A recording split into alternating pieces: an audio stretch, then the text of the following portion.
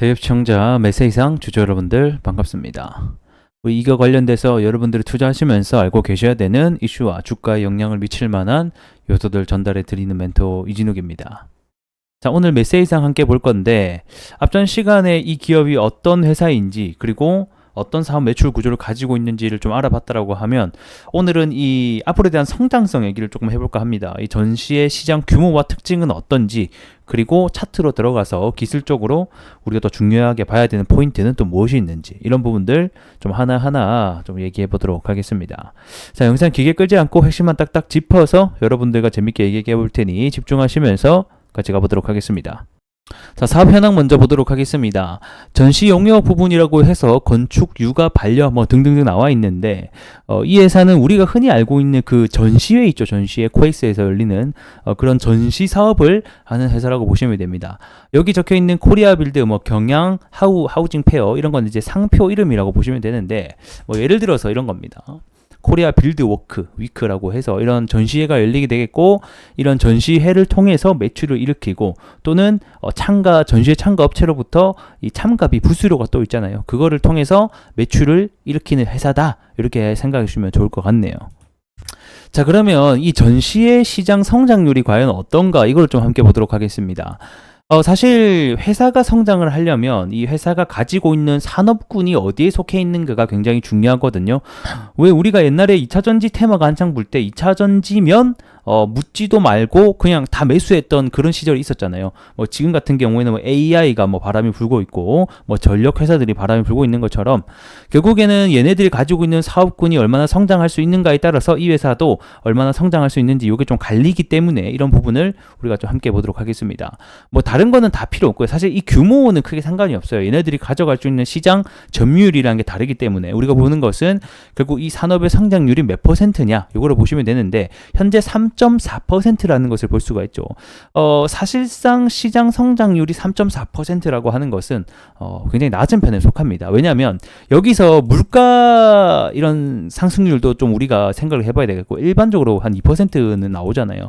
그러다 보니까 사실 물가 성장률 대비해서는 뭐 성장 안 한다라고 하면 좀 그렇지만 좀 굉장히 매출을 크게 폭발적으로 일으키기에는 좀 어려운 부분이 될 것 같다. 이렇게 보시면 좋을 것 같고 하지만 우리가 또 생각을 해봐야 되는 게 산업 성장률 자체가 낮다라고 해서 그 기업이 매출과 영업이익을 폭발적으로 달성할 수 없느냐는 또 다른 문제거든요. 그래서 예를 들면 이 회사의 23년도 실적을 보게 되면 매출액도 그렇고 영업이익도 그렇고 작년 대비해서 30%나 성장을 했단 말이에요. 산업 성장률은 3%인데 30%까지도 그 이상도 성장할 수 있다는 것을 우리가 확인해 볼 수가 있고 이 회사 같은 경우는 현재 국내뿐만 아니라 이 해외의 판로 개척을 계속해서 하고 있는 상태입니다. 그래서 이 전시회 같은 경우에도 해외의 점유율을 계속해서 높여간다라고 하면 외형 성장과 더불어서 영업이익도 같이 성장할 수 있겠고 이는 곧 주가에 긍정적인 영향을 미칠 수 있는 요인이 될 것 같죠? 자, 그럼 이제 차트로 들어와서 보도록 하겠습니다. 자, 일단은 과거에 주가가 가장 큰 상승이 많이 나왔던 이 구간이 뭐 때문에 상승이 나왔냐 이 백데이터를 보게 되면 일단 이 회사가 스펙이랑 상장을 했잖아요. 그러다 보니까 이 스펙이 상장 기업이 되는 어떤 이슈로 인해서 사실 합병에 대한 이슈 때문에 주가가 크게 상승했다가 이제 합병이 완료되고 나니까 주가가 횡보를 하는 모습을 볼 수가 있습니다. 자, 그리고 나서 한 단계 더 주가가 내려가면서 횡보를 하고 있는데 이 사실 횡보라고 하는 것 자체가 뭐냐면 이 기업이 아직까지 상방으로 갈지 그리고 하방으로 갈지 결정을 못했을 때 나타나는 어떤 그 차트이기도 하거든요. 그래서 이 원래라고 하게 되면 뭐 어떤 이슈나 그 다음에 테마나 이 주가가 상승하기 위해서는 기대감을 가지고 있어야 되는데 이 사실 전시회라는 비즈니스 모델로만 가지고는 어떤 우리가 투자의 욕구를 불러일으키기가 참 쉽지가 않아요.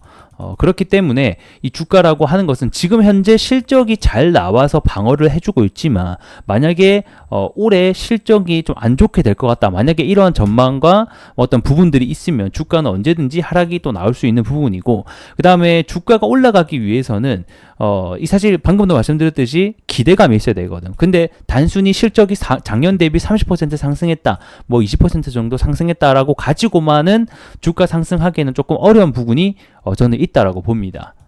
자, 그러면 주가를 상승시키기 위해서는 결국에는 어떤 테마나 이슈를 봤던가 아니면 진짜 우리가 예상하지 못한 서프라이즈 실적을 내보여 줘야 되거든요. 뭐 30% 이 정도 갖고는 안 돼요. 뭐 2배, 뭐 200배, 뭐 이런 식으로 200배가 아니라 200%, 그다음에 300% 이런 식으로 아주 큰 소실적을 보이게 된다라고 하면 주가가 올라갈 수는 있겠죠. 그래서 결국 정리를 하게 되면 현재 시장에서 뭐 가지고 있는 테마나 이슈가 없기 때문에 그만큼 거래량과 거래 대금도 즉 시장에 소외되어 있는 종목 중에 하나다. 예전에는 스펙이 상장을 함에 따라서 좀 이슈를 받으면서 좀 그런 기대감을 가지고 주가가 상승이 나왔다라고 하면 지금은 사실 기업의 가치로만 가지고 이제는 좀 들어가야 되는 부분이 아닌가 싶습니다. 그래서 다음 시간에는 제가 이 기업의 밸류에이션을 보고 영업이익이라든가 PR, PBR은 또 어떤지 또 함께 또 얘기 나눠보는 시간 가져보도록 하겠습니다. 그래서 지금은 사실 이 장기 이평선 아래에 주가가 위치하고 있기 때문에 다시 추세를 돌리기 위해선 장기 이평선 위로 올라와야 되겠고 이 장기 이평선 위로 올라오기 위해선 거래량과 거래 대금이 붙어야 되겠고 뭐 이슈라든가 실적 이슈가 같이 붙어야 되겠죠.